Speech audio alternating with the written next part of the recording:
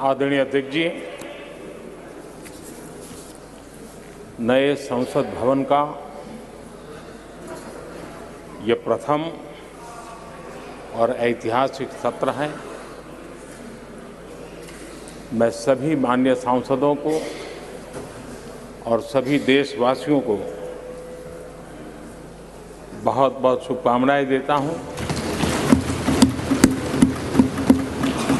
आदरणीय अध्यक्ष जी, आज प्रथम दिवस के प्रथम सत्र में नए सदन में आपने मुझे बात रखने के लिए अवसर दिया है, इसलिए मैं आपका बहुत बहुत आभार व्यक्त करता हूं।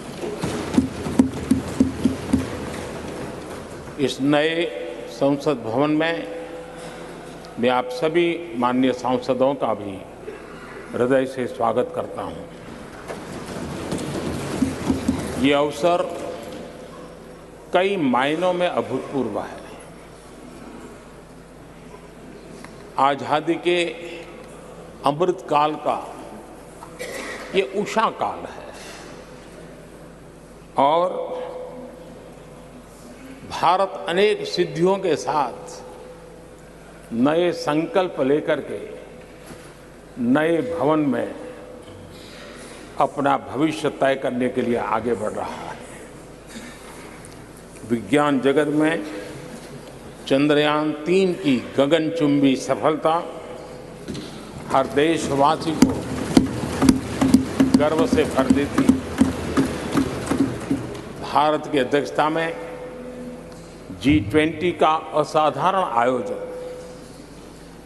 विश्व में इच्छित प्रभाव, इस अर्थ में ये अद्वितीय उपलब्धियां हासिल करने वाला एक अवसर भारत के लिए बना।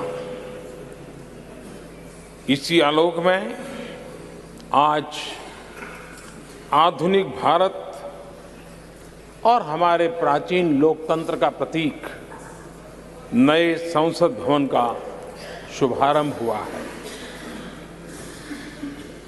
सुखद संयोग है कि ये गणेश चतुर्थी का शुभ दिन है।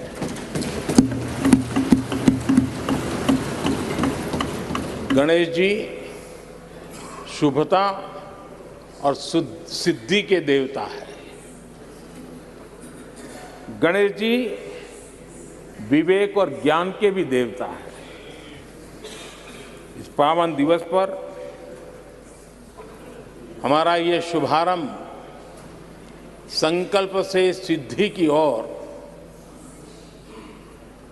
एक नए विश्वास के साथ यात्रा को आरंभ करने का है। आजादी के अमृतकाल में हम जब नए संकल्पों को लेकर के चल रहे हैं, तब अब जब गणेश चतुर्थी का पर्व आज है, तब लोकमान्य तिलक की याद आना बहुत स्वाभाविक है। आजादी के आंदोलन में लोकमान्य तिलक जी ने गणेश उत्सव को एक सार्वजनिक गणेश उत्सव के रूप में प्रस्तावित करके पूरे राष्ट्र में सुराज्य की आहलेख जगाने का माध्यम बनाया था। लोकमान्य तिलक जी ने गणेश पर्व से सुराज्य की संकल्पना को शक्ति दी। उसी प्रकार से आज ये गणेश चतुर्थी का पर्व लोकमान्य तिलक जी ने स्वतंत्र भारत स्वराज्य की बात कही थी। आज हम समृद्ध भारत गणेश चतुर्थी के पावन दिवस पर उसकी प्रेरणा के साथ आगे बढ़ रहे हैं। सभी देशवासियों को इस अवसर पर फिर एक बार मैं बहुत बहुत बधाई देता हूं। आदरणीय अध्यक्ष जी, आज संवत्सरी का भी पर्व है। ये अपने आप में एक अद्भुत परंपरा है। इस दिन को एक प्रकार से क्षमा वाणी का भी पर्व कहते हैं। आज मिच्छामि दुक्कड़म कहने का दिन है। ये पर्व मन से, कर्म से, वचन से अगर जाने अनजाने किसी को भी दुख पहुंचाया है तो उसकी क्षमा याचना का अवसर है। मेरी तरफ से भी पूरी विनम्रता के साथ, पूरे हृदय से आप सभी को, सभी सांसद सदस्यों को और सभी देशवासियों को मिच्छामि दुक्कड़म। आज जब हम एक नई शुरुआत कर रहे हैं तब हमें अतीत की हर कड़वाहट को भुलाकर आगे बढ़ना है। इस स्पिरिट के साथ जब हम यहां से हमारे आचरण से, हमारी वाणी से, हमारे संकल्पों से जो भी करेंगे देश के लिए, राष्ट्र के एक एक नागरिक के लिए वो प्रेरणा का कारण बनना चाहिए और हम सबको इस दायित्व को निभाने के लिए भरसक प्रयास भी करना चाहिए।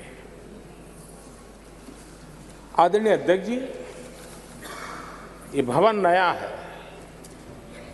यहां सब कुछ नया है, सारी व्यवस्थाएं नई हैं। यहां तक आपके सब साथियों को भी आपने एक नए रंग रूप के साथ प्रस्तुत किया है।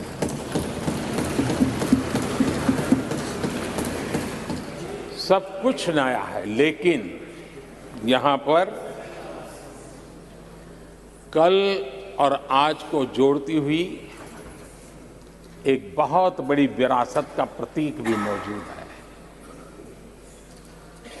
वो नया नहीं है, वो पुराना है और वो आजादी की पहली किरण का स्वयं साक्षी रहा है जो आज अभी हमारे बीच उपस्थित है। वो हमारे समृद्ध इतिहास को जोड़ता है और जब आज हम नए सदन में प्रवेश कर रहे हैं, संसदीय लोकतंत्र का जब ये नया गृह प्रवेश हो रहा है तो यहां पर आजादी की पहली किरण का साक्षी जो आने वाली पीढ़ियों को भी प्रेरणा देने वाला है, वैसा पवित्र सेंगोल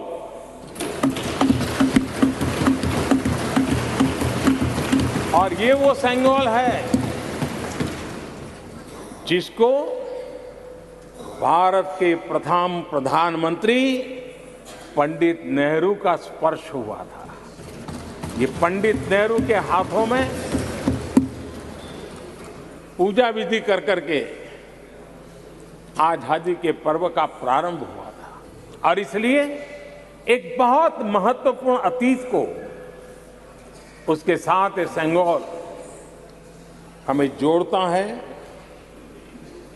तमिलनाडु की महान परंपरा का वो प्रतीक तो है ही, देश को जोड़ने का भी, देश की एकता का भी वो प्रतीक है।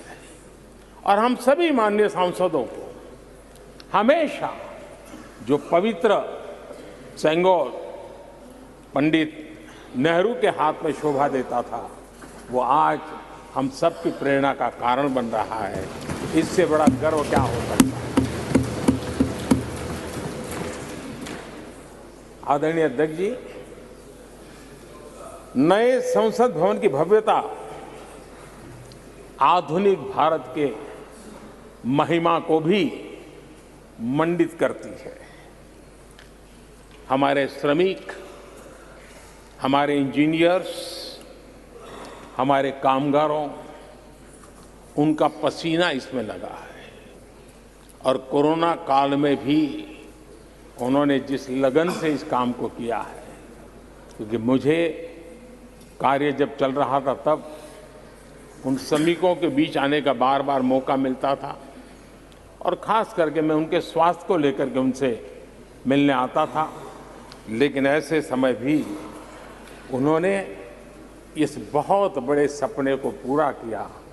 आज मैं चाहूँगा कि हम सब हमारे उन श्रमिकों का, हमारे उन कामगारों का, हमारे इंजीनियर्स का हृदय से धन्यवाद करें, हृदय से, क्योंकि उनके द्वारा निर्मित भावी पीढ़ियों को प्रेरणा देने वाला है। और 30,000 से ज़्यादा श्रमिक बंधुओं ने परिश्रम किया है, पसीना बहाया है इस भव्य व्यवस्था को खड़ी करने के लिए और कई पीढ़ियों के लिए ये बहुत बड़ा योगदान है। माननीय अध्यक्ष जी, मैं उन श्रमयोगियों का नमन तो करता ही, लेकिन एक नई परंपरा का प्रारंभ हो रहा है, इसका मुझे अत्यंत आनंद है। इस सदन में एक डिजिटल बुक रखी गई है, जिस डिजिटल बुक में उन सभी श्रमिकों के पूरा परिचय इसमें रखा गया है, ताकि आने वाली पीढ़ियों को पता चलेगा कि हिंदुस्तान के किस कोने से कौन श्रमिक ने आकर के इस भव्य इमारत को, यानी उनके पसीने को भी अमरत्व देने का प्रयास इस सदन में हो रहा है। ये एक नई शुरुआत है, शुभ शुरुआत है और हम सब के लिए गर्व की शुरुआत है।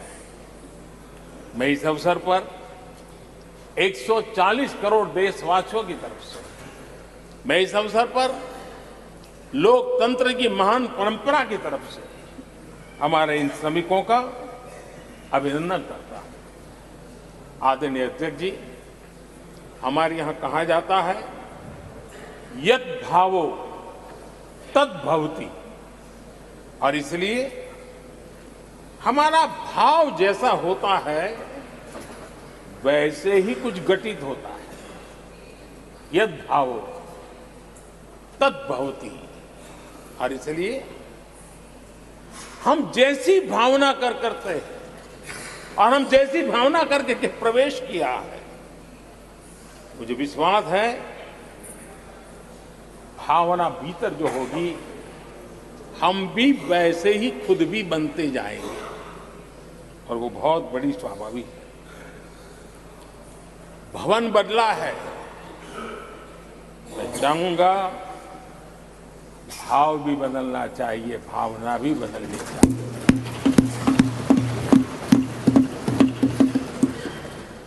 संसद राष्ट्र सेवा का सर्वोच्च स्थान है। ये संसद दलहित के लिए नहीं है। हमारे संविधान निर्माताओं ने इतनी पवित्र संस्था का निर्माण दलहित के लिए नहीं, सिर्फ और सिर्फ देश हित के लिए किया।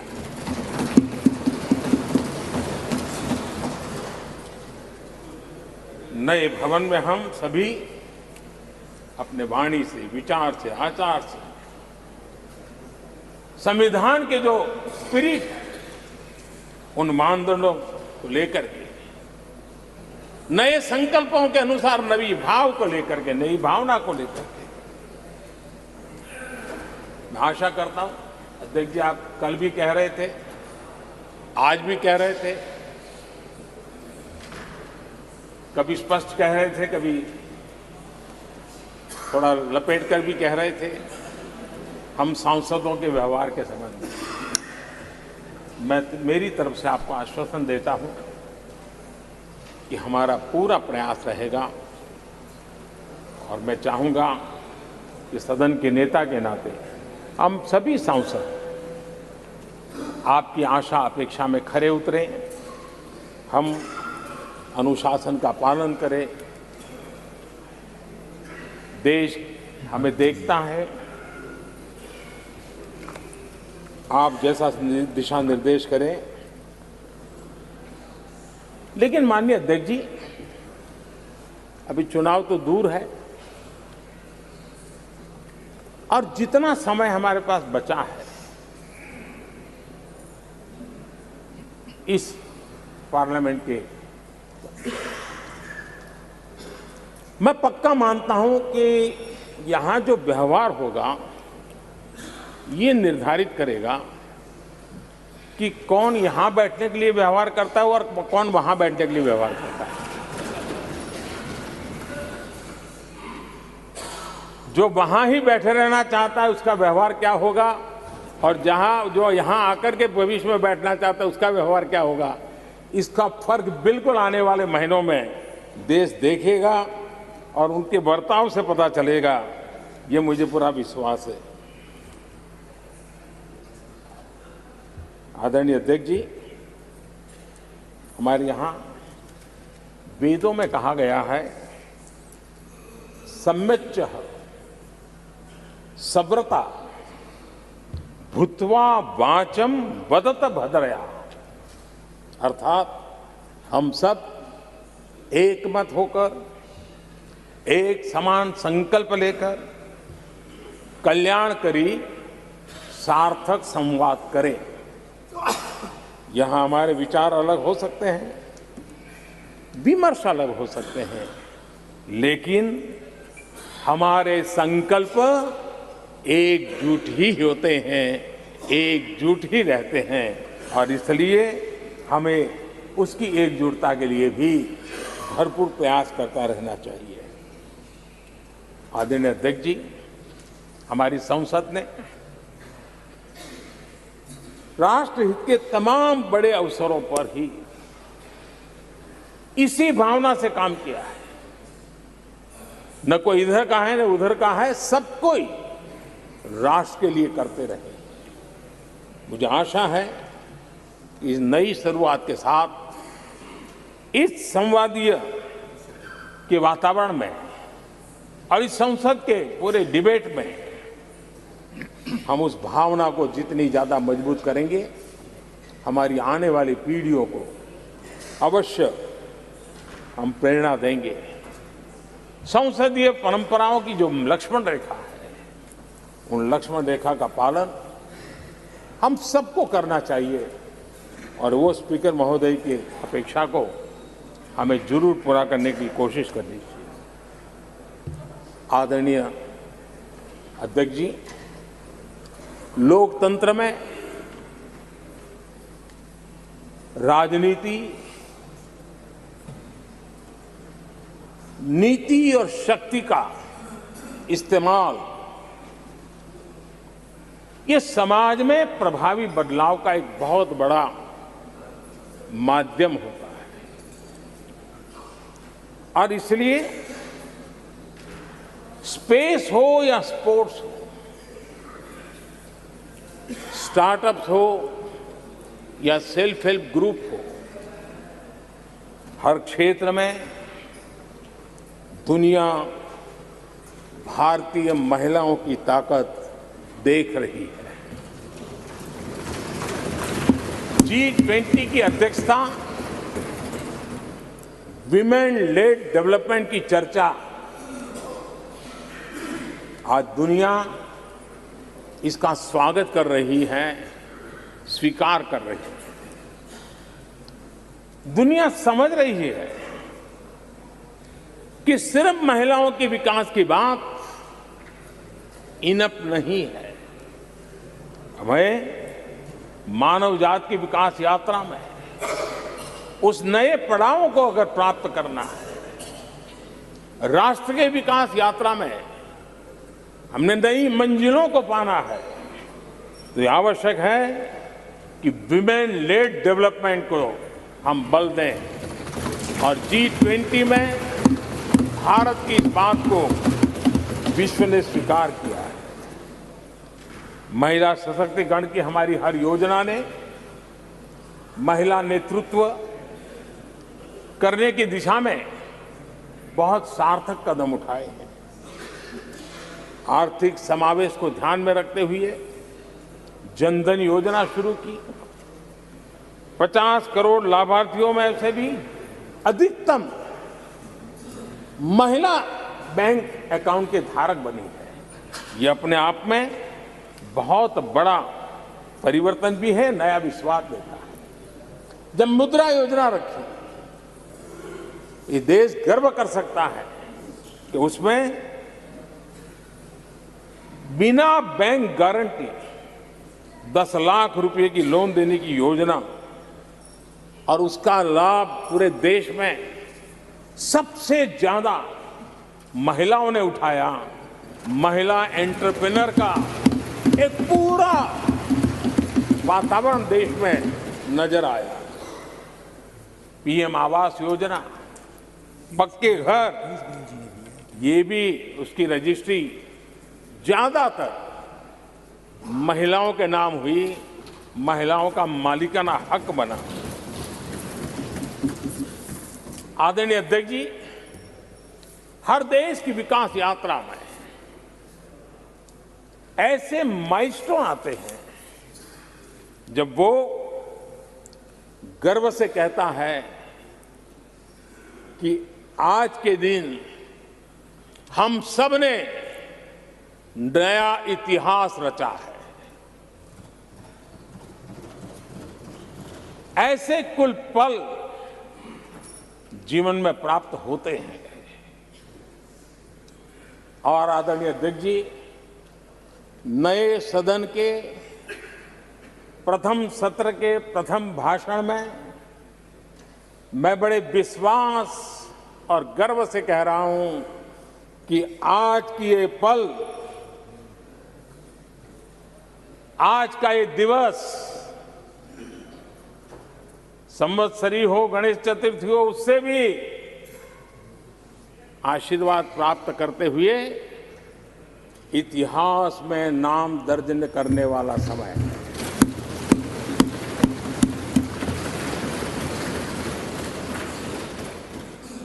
हम सब के लिए पल गर्व की पल है। अनेक वर्षों से महिला आरक्षण के संबंध में बहुत चर्चाएं हुई हैं, बहुत वाद विवाद हुए हैं। महिला आरक्षण को लेकर संसद में पहले भी कुछ प्रयास हुए हैं। 1996 में इससे जुड़ा बिल पहली बार पेश हुआ था। अटल जी के कार्यकाल में कई बार महिला आरक्षण का बिल पेश किया गया, कई बार, लेकिन उसे पार कराने के लिए आंकड़े नहीं जुटा पाए और उसके कारण वो सपना अधूरा रह गया। महिलाओं को अधिकार देने का, महिलाओं की शक्ति का उपयोग करने का वो काम, शायद ईश्वर ने ऐसे कई पवित्र काम के लिए मुझे चुना है।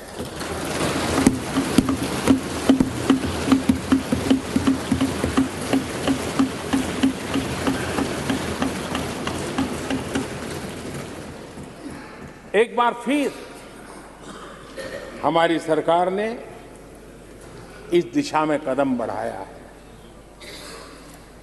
कल ही कैबिनेट में महिला आरक्षण वाला जो विधेयक है उसको मंजूरी दी गई है।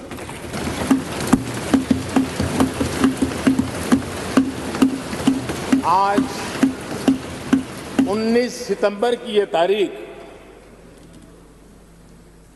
इसीलिए इतिहास में अमरत्व को प्राप्त करने जा रहे हैं। आज जब महिलाएं हर सेक्टर में तेजी से आगे बढ़ रही हैं, नेतृत्व कर रही हैं, तो बहुत आवश्यक है कि नीति निर्धारण में, पॉलिसी मेकिंग में हमारी माताएं, बहनें, हमारी नारी शक्ति अधिकतम योगदान दें, ज्यादा से ज्यादा योगदान। योगदान ही नहीं, वे महत्वपूर्ण भूमिका निभाएं। आज इस ऐतिहासिक मौके पर नए संसद भवन में सदन की पहली कार्यवाही के रूप में उस कार्यवाही के अवसर पर देश के इस नए बदलाव का आह्वान किया है और देश की नारी शक्ति के लिए सभी सांसद मिलकर के नए प्रवेश द्वार खोल दें, इसका आरंभ हम इस महत्वपूर्ण निर्णय से करने जा रहे हैं। विमेन लेड डेवलपमेंट के अपने संकल्प को आगे बढ़ाते हुए हमारी सरकार आज एक प्रमुख संविधान संशोधन विधेयक प्रस्तुत कर रही है। इस विधेयक का लक्ष्य लोकसभा और विधानसभाओं में महिलाओं की भागीदारी का विस्तार करने का है। नारी शक्ति वंदन अधिनियम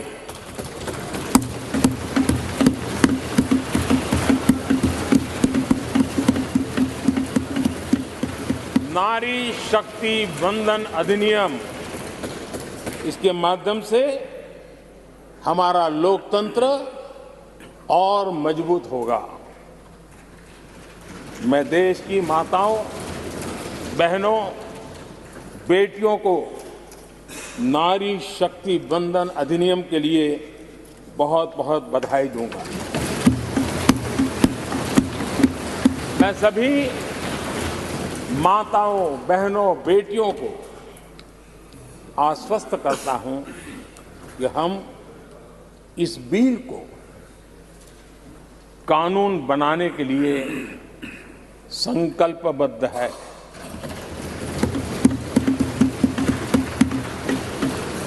मैं इस सदन में सभी साथियों से आग्रहपूर्वक निवेदन करता हूं, आग्रह भी करता हूं, और जब एक पावन शुरुआत हो रही है, पावक विचार हमारे सामने आया है, तो सर्वसम्मति से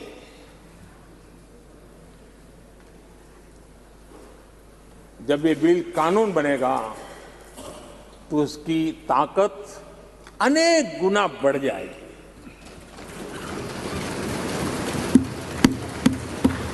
और इसलिए मैं सभी माननीय सांसदों से, दोनों सदन के सभी माननीय सांसदों से इसे सर्वसम्मति से पारित करने के लिए प्रार्थना करते हुए आपका आभार व्यक्त करता हूं कि इस नए सदन के प्रथम सत्र में मुझे आपने मेरी भावनाओं को व्यक्त करने का अवसर दिया। बहुत बहुत धन्यवाद।